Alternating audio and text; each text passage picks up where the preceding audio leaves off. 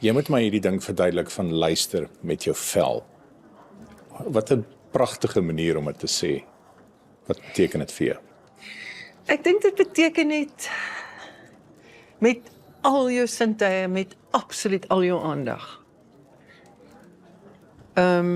Want so dikwels is dit die kleinste ding. Dis 'n trekkie om die mond, dis 'n beweging van 'n hand. Dis iets wat jy self miskien nie eintlik, jy sou nie kon sê hoekom.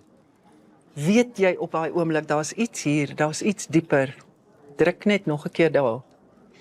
En dan praat ek glad nie van aanvallende onderhoude nie. Aanvallende onderhoude is heeltemal iets anders. Dis 'n goeie spel tennis. Maar as jy iemand wil kry om jou te vertrou, en dis asof jy bou 'n energieborrel waarin net julle twee is.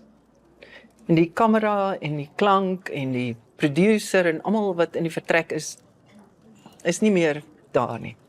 Net julle. En jy moet daai persoon so hou. En dan, maar dis ook, ek het baie keer, baie keer gedink, as ek uitloop na so 'n onderhoud, dan dink ek, het ek nie nou te ver gegaan nie? Het ek nie nou daai persoon so verlei, laat hy meer gesê het as wat hy regtig, of laat sy meer gesê het as wat sy regtig wou deel nie. En dis so 'n fyn lyn.